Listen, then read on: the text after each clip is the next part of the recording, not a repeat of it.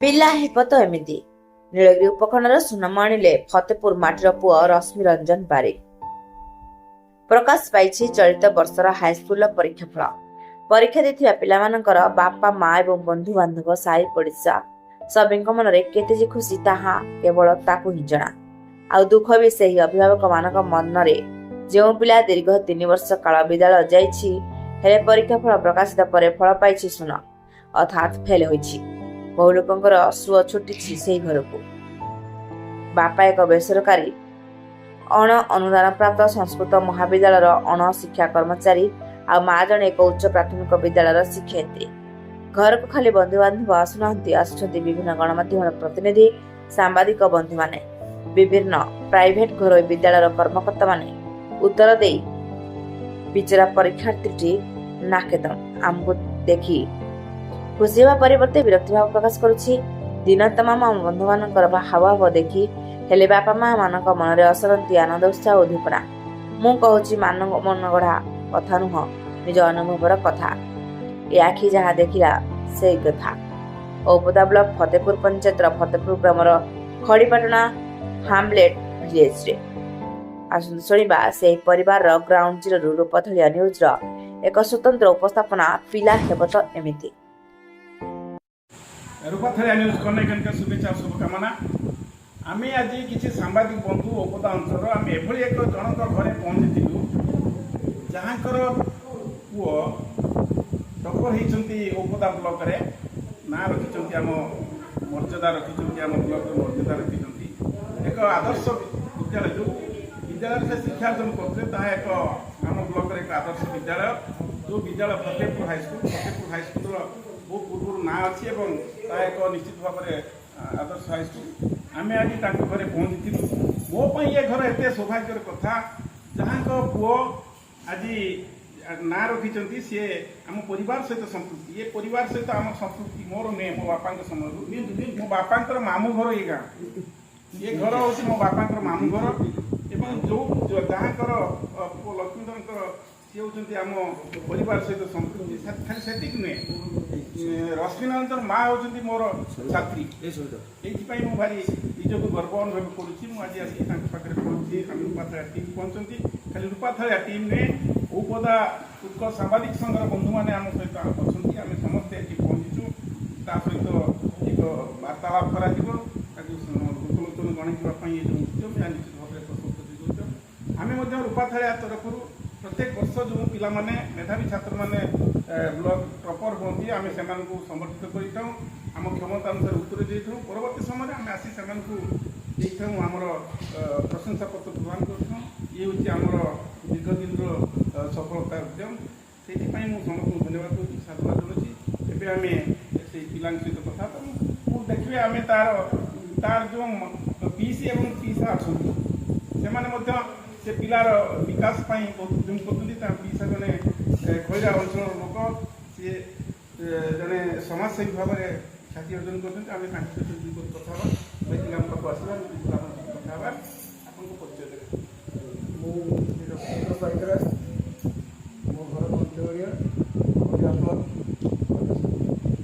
आप रश्मि रंजन पीसा बन रश्मि रंजन को आप कौ बढ़िया देखे बहुत भल भाव देखे माँ को सब कहे बापा कहे लक्षेन्द्र बापा बापा मन देखिए पाठ पढ़ी पिलाटा ठीक देख सब ठीक प्रदर्शन कर ठीक लाइन से रही से अनुसार से कार्यक्रम कर धन्यवाद भाई आपन को जड़े मार्गदर्शक हिसाब से उद्यम कर पिला आगे को बढ़ू से आप जो उद्यम कर सहयोगी पदक्षेप आपको शेष साधुवाद जनाऊँ धन्यवाद। आम जो कथा कहूँ टी आगे आम आलोचना करूँ रश्मि रंजन बारिक औपदा माटी खाली गर्व और गौरव नुहे ये हूँ नीलगिरी उपखंडर गर्व और गौरव। नीलगिरी उपखंड में जिते जन पिला परीक्षा देते सर्वाधिक नंबर रखिंट 580 मार्क रखी उत्तीर्ण होती चलित वर्ष मैट्रिक परीक्षा आम निश्चित भाव गर्व और गौरव आम हम तुम परिचय दब मो ना रश्मि रंजन बारिक मो फतेहपुर सरकारी उच्च विद्यालय छात्र चलित वर्ष मैट्रिक परीक्षा मोर 680 मार्क बापा ना बापा ना लक्ष्मीधर बारिक माँ का ना सविता रानी ବାପା କ'ଣ କରନ୍ତି? ବାପା ଗୋଟେ ପ୍ରାଇଭେଟ୍ କଲେଜର କ୍ଲର୍କ ଅଛନ୍ତି। ଆଉ ମାମା ମାମା ଟିଚର୍ ଅଛନ୍ତି। ତୁମେ କେତେ ସମୟ ଏ ଯେଉଁ ଶ୍ରେୟ ଦେବ କେତେ ଭଲ ମାର୍କ ରହିଲା ତୁମେ କେତେ ଆଶା କରୁଥିଲ? ମୁଁ ଆଶା କରୁଥିଲି 588 590 ପାଖାପାଖି। ଆଚ୍ଛା ତୁମେ ଏଇ ଯେଉଁ ଏତେ ଭଲ ହେଲା ଏଥିପାଇଁ ଶ୍ରେୟ କାହାକୁ ଦେବ? ମୋ ଶ୍ରେୟ ତ ସର୍ବପ୍ରଥମେ ମୋ ପିତାମାତାଙ୍କୁ ଜଣେଇବି ଏବଂ ପରବର୍ତ୍ତୀ ସମୟ ମୋ କୋଚିଂ ସେଣ୍ଟରରେ ଥିବା ସାର୍ମାନଙ୍କୁ ଜଣେଇବି ଏବଂ ସେଥିରେ ଯେ ମୋତେ ଇଂଲିଶ ପଢ଼ାଉଥିଲେ ସେ ମୋ ବଡ଼ ବାପା ଥିଲେ ଏବଂ ସେ ମୋତେ ବେଶୀ ଗାଇଡ଼ ମଧ୍ୟ କରୁଥିଲେ ଏବଂ ମୋର ମ୍ୟାଥ୍ ଟିଚର୍ ଥିଲେ ଯେ ପୁଖାଲ ସାର୍ ସେ ବି ମୋତେ ବହୁତ ଡାଉଟ୍ କ୍ଲିୟର୍ କରିବା ପାଇଁ ଡାଉଟ୍ କ୍ଲିୟର୍ ମୋର ସମ୍ପୂର୍ଣ୍ଣ ଭାବେ କରୁଥିଲେ ଏବଂ ସେହେତୁ ମୋ ବିଦ୍ୟାଳୟର ଶିକ୍ଷକ ଶିକ୍ଷୟିତ୍ରୀମାନେ ଭବିଷ୍ୟତ ଲକ୍ଷ୍ୟ କ'ଣ ଅଛି? ଭବିଷ୍ୟତ ଲକ୍ଷ୍ୟ IAS ଆପଣ ଦେଖୁଥିଲେ ଆମେ ଟିକି ପୁଅ ସହିତ କଥା ହେଉଥିଲୁ ଏତେ ଶାନ୍ତ ସରଳ ଉଦାର ପିଲାଟିଏ ଦେଖିଲେ ନିଶ୍ଚିତ ଭାବରେ ମୁଣ୍ଡ ନଇଯିବ। ତାଙ୍କ ବାପାଙ୍କୁ ଯେଉଁ କଥା କହୁଥିଲି ତାଙ୍କ ବାପାଙ୍କ ସହିତ ଏ ପରିବାର ସହିତ ଆମର ବନ୍ଧୁତା ଅଛି। ଖାଲି ସେତିକି ନୁହେଁ ତା ମା ମୋର ସବିତା ତା ମା ମୋର ଛାତ୍ରୀ ଥିଲା ଏବଂ ଆମେ ଦେଖିଛୁ ସବିତା ଯେମିତି ଶାନ୍ତ ସରଳ ଇଏ ମଧ୍ୟ ସେମିତି ଶାନ୍ତ ସରଳ। ଆମେ ଭାରି ଖୁସି ଅଛି। ମୁଁ ମଧ୍ୟ ଯେତିକି ଅନ୍ୟମାନେ ଯେତିକି ଖୁସି ଅଛନ୍ତି ମୁଁ ବହୁତ ଖୁସି କାରଣ ଆମ ଅଞ୍ଚଳ ଆମ ମର୍ଯ୍ୟାଦା ରଖିବ ସେତିକି ନୁହେଁ ଆମ ଗୋପାଳ ଜାତିର ଗର୍ବ ଏବଂ ଗୌରବ ରଖିବ ଏ ଆଶା ଭରସା ରହିଛି। ଜଗନ୍ନାଥ ନିକଟରେ ପ୍ରାର୍ଥନା କରୁଛୁ ତୁମର ଚଲାପଥ ଅଧିକ ବୃଦ୍ଧିମନ୍ତ ହଉ। ଆମେ ଯେଉଁ ରଖିଛୁ ଆମେ ଯେଉଁ କଥା ରହୁଥିଲା ଆମେ ତୁମକୁ ସମର୍ଥନା କରିବାର କଥା ଆମେ ମଧ୍ୟ ଏବେ ଆମେ ଆପଣଙ୍କୁ ସମର୍ଥନା କରୁ। କେବେ ତୁମ ବାବାଙ୍କ ସହିତ ଆମେ କଥା ହେବ ମୁଁ ଡାକିବି ବାବାଙ୍କୁ ଡାକିବି ମାଆଙ୍କୁ ଡାକିବି। ପୁରୀ ଯିବା ଗାଁ କାର୍ଯ୍ୟକ୍ରମରେ ଆମେ ଆଜି ଆସି ପହଞ୍ଚିଥିଲୁ ଔପଦା ବ୍ଲକର ଫତେପୁର ପଞ୍ଚାୟତର এই ଖଡ଼ିପାଟଣା ଗାଁରେ। ଖଡ଼ିପାଟଣା ଗାଁ ସହିତ ଆମର ବିଶେଷତଃ ମୋର ଏ ପରିବାର ସହିତ ସମ୍ପୃକ୍ତି ଅଛି। ମୋ ବାବାଙ୍କର ମାମୁଁ ଘର ଏଇ ଗାଁ। ମୋ ବାବାଙ୍କ ମାମୁଁ ପୁଅର ପୁଅ ଏମାନେ ଆମେ ଦେଖୁଛୁ ଏବଂ ଖାଲି ସେତିକି ନୁହେଁ ତାଙ୍କର ଯେଉଁ ସହଧର୍ମିଣୀ ଅଛନ୍ତି ସବିତା ସେ ସବିତା ହେଉଛି ମୋ ଷ୍ଟୁଡେଣ୍ଟ। ତାଙ୍କ ପୁଅ ଆଜି ନାଁ ରଖିଛି ଆମ ନୀଳଗିରି ଉପଖଣ୍ଡରେ ଏ ଗର୍ବର କଥା ତାଙ୍କ ସହିତ କଥା ଆପଣ ପରିଚୟ ଦେବେ। ମୋ ନାଁ ହେଉଛି ଲକ୍ଷ୍ମଣ ବାରିକ ଆଉ ବାପାଙ୍କ ନାଁ ହେଉଛି ଭଗବାନ ବାରିକ ଗ୍ରାମ ହେଉଛି ଆଉ ସେ ମୋ ପୁଅ ଯେଉଁ ରଶ୍ମି ବାରିକ ସେ 96% ମାର୍କ ରଖି ସେ ଏବଂ ମୋର ଆଶା ଥିଲା ଯେ ସେ ନିଶ୍ଚିତ ଭାବରେ ସେ ଅଧିକ ମାର୍କ ରଖିବ। ଆପଣ କେବେ ଭାବିଥିଲେ ଯେ ରଶ୍ମି ନିଶ୍ଚିତ ଭାବରେ ଏତେ ମାର୍କ ରଖିବ 5% କାହିଁକିନା ତା ମୂଳ ପ୍ରଥମ ଷ୍ଟେଜ ପାଖରୁ ତୃତୀୟ ପଞ୍ଚମ ସପ୍ତମ ଅଷ୍ଟମ ସ୍କଲାରସିପ୍ ସେ ବ୍ଲକରେ ଆସିଥିଲା ଆଉ ସେଇଥିପାଇଁ ଜାଣିଥିଲେ ସେ ନିଶ୍ଚୟ। ରଶ୍ମି ପାଖରେ କ'ଣ ବିଶେଷତ୍ୱ ଆପଣ ଉପଲବ୍ଧି କରିଥିଲେ? ତାର ଯେଉଁ ଚରିତ୍ର ସ୍ୱଭାବ ଏବଂ ତାର ଯେଉଁ ନୀତିକୁ ମୁଁ ବହୁତ ଅନୁଭବ କରିଥିଲି ଯେ ସେ ନିଶ୍ଚିତ ଆଗକୁ ବଡ଼ ମଣିଷ ହେବ ବିଶ୍ୱାସ। ରଶ୍ମି କ'ଣ ମୋବାଇଲ ବ୍ୟବହାର କରୁଛି? ନା ସେ ମୋବାଇଲ ଧରନ୍ତି ନାହିଁ ଏବଂ ତାଙ୍କର ତାର ବି ରହିଥିଲା ସେ ମୋବାଇଲ ଆଗକୁ ଗ୍ରହଣ କରିପାରୁଥିଲେ ଯେପର୍ଯ୍ୟନ୍ତ ତା ପାଠଟା ନ ସରିଛି। ଦେଖୁଥିଲେ ତା ବାପା ସୁନ୍ଦର କଥା କହୁଥିଲେ। ଆଜିକାଲି ଅଧିକାଂଶ ଅଭିଭାବକ ଭାବୁଛନ୍ତି ଶିକ୍ଷକମାନେ ଯେଉଁ ପାଠ ପଢ଼ୁଛନ୍ତି ତାଠୁ ମୋବାଇଲରେ ଅଧିକ ପାଠ ଅଛି କିନ୍ତୁ ୟାଙ୍କ ପାଖରେ ଏତିକି ବିଶେଷତ୍ୱ ଥିଲା ସେ ମୋବାଇଲ ତାକୁ ଧରୁନଥିଲା। ସେ ନିଜେ ବି ଆଗ୍ରହୀ ନଥିଲା ମୋବାଇଲ ପ୍ରତି। ଏହା ଏକ ନିଶ୍ଚିତ ଭାବରେ ସ୍ୱାଗତଯୋଗ୍ୟ ପଦକ୍ଷେପ। ଏହା ହିଁ ତାର ସଫଳତାର ଏକ ମାଧ୍ୟମ ହେଇପାରେ ଏଥିରେ ସନ୍ଦେହର ଅବକାଶ ନାହିଁ। ଏବେ ଆମେ ତାଙ୍କ ମାଆଙ୍କ ସହିତ 2 ବର୍ଷ କଥା ହେବା। ତା ମା ଶ୍ରଦ୍ଧେୟା ସବିତା ଆମ ଔପଦା ବଡ଼ ପୋଖରୀ ପଞ୍ଚାୟତର ଝିଅ। ସେ ପରିବାର ସହିତ ଆମର ସମ୍ପୃକ୍ତି ଥିଲା। ସବିତା ସହିତ ବି ଆମର ଘନିଷ୍ଠତା ଅଛି। ମୁଁ ଦେଖିଛି ଆମେ ତାକୁ ପାଠ ପଢ଼ିଲା ବେଳେ ମୁଁ ତା ସପ୍ତମ ଶ୍ରେଣୀ ସପ୍ତମରେ ପାଠ ପଢ଼ିଛି। ସପ୍ତମ ହାଇସ୍କୁଲରେ ବି ପଢ଼େ ସପ୍ତମରେ ପାଠ ପଢ଼ିଲା ବେଳେ ସେ ଏତେ ଶାନ୍ତ ସରଳ ସ୍ୱଭାବ ଥିଲା। ପରବର୍ତ୍ତୀ ସମୟରେ ଶିକ୍ଷକତା ଜୀବନ ଯାପନ ଆରମ୍ଭ କଲା ଏବଂ ତାର ମୁଁ ମଧ୍ୟ ସେଠି ମୁଁ ସିଆସି ବିଭାଗରେ କିଛି କାମ କରିଥିଲି। ତା ପରବର୍ତ୍ତୀ ସମୟରେ ସେ ଏଠି ପଳେଇ ଆସିଲା ଫତେପୁର ଶିକ୍ଷକତା କଲା। ତାର ମାତ୍ର ଏକମାତ୍ର ପୁଅ ଏକସ୍ତନ୍ତ୍ର ତମୋହନ୍ତି ନଚତାରା ଗଣପୀଠ। ଗୋଟିଏ ପିଲା ସେ ମୁଁ ପ୍ରଥମେ ଦେଖିଲା ବେଳେ ସେ କହୁଥିଲା ମୋ ଗୋଟିଏ ମାତ୍ର ପୁଅ। ମୁଁ ତ କହିଥିଲି ସେ କଥା ଏକସ୍ତନ୍ତ୍ର ତମୋହନ୍ତି ନଚତାରା ଗଣପୀଠ। ପୁଅ ଖାଇ 5-10 ପୁଅ କ'ଣ ଲାଭ? ଗୋଟେ ପୁଅ ଯଦି ଚନ୍ଦ୍ର ହେଲା ତାକୁ ବହୁତ କଥା ସବିତା ତମେ ତୁମ ପୁଅ ଆଜି ସୁନ୍ଦର ପରୀକ୍ଷା ଫଳ କରିଛି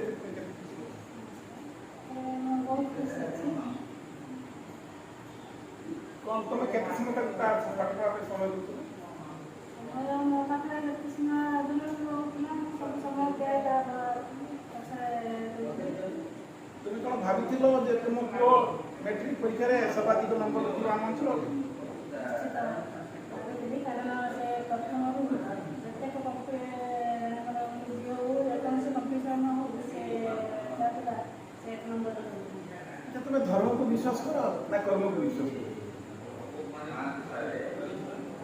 ବିଶ୍ୱାସ କରେ କିନ୍ତୁ କର୍ମଟା ଆମର କର୍ମ ହିଁ ସଫଳତାର ଚାବିକାଠି କର୍ମ ନ କଲେ କିଛି ଆପଣ ଦେଖୁଥିଲେ ସବିତା କହୁଥିଲେ ମୁଁ କର୍ମକୁ ବିଶ୍ୱାସ କରେ ଧର୍ମକୁ ବିଶ୍ୱାସ କରେ କର୍ମ କରିଲେ ଫଳ ପାଏ ଅବଶ୍ୟ ପ୍ରାଣୀଟା ବୋଲି ଯେଉଁ କଥା ସେ କହୁଥିଲେ ସେ ଯଦି କର୍ମ କରିଛନ୍ତି ବୋଲି ତାଙ୍କୁ କର୍ମ କରିଛି ବୋଲି ସେ ମଧ୍ୟ ତା ପାଇଁ ଉଦ୍ୟମ କରୁଥିଲେ ଧନ୍ୟବାଦ ଆମେ ଜଗନ୍ନାଥଙ୍କ ନିକଟରେ ପ୍ରାର୍ଥନା କରୁଛୁ ତୁମେ ତୁମର ଏକ ଏତେ ଭଲ ପିଲାଟିକୁ ଆଗକୁ ବଢ଼ୁ ଭଲ ମଣିଷ ହଉ ଏ ଆଶା କରୁଛୁ ଭଗବାନ ନିକଟରେ ପ୍ରାର୍ଥନା କରୁଛୁ ତାର ଚଲାପଥ ଅଧିକ ଜୀବନ୍ତ ହେଉ ଆଗକୁ ସେ ବଢ଼ୁ ବହୁତ ଆଗକୁ ବଢ଼ୁ ସୌଭାଗ୍ୟବଶତଃ ରଶ୍ମିଙ୍କର ତାଙ୍କ ପିଉସୀ ମା ଆସିଥିଲେ ଏଠି ଆମେ ତାଙ୍କ ସହିତ ଭେଟ ହେଲା ଆମେ ତାଙ୍କ ପିଉସୀ ମା ଛୋଟବେଳୁ ଯେହେତୁ ଏ ପରିବାର ସହିତ ଆମର ସଂସ୍କୃତି ଅଛି ଆମେ ଆମ ଘରକୁ ଯାଇଛନ୍ତି ପାଣ୍ଡବରା ଦେଖିବାକୁ ଗଲାବେଳେ ସେ ଆମ ଘରକୁ ଯାଆନ୍ତି ଆମ ସହିତ ରହିଛୁ ଇଏ ଯେଉଁ ଆନ୍ତରିକତା ଅଛି ବୁଝିପାରୁନି ମୁଁ ନିଜକୁ ଭାଗ୍ୟବାନ ମନେ କରୁଛି ଆଜି ଦିନରେ ତାଙ୍କ ସହିତ ଭେଟ ହେଇଛି ତାଙ୍କ ସହିତ ପରିଚୟ ଦେବେ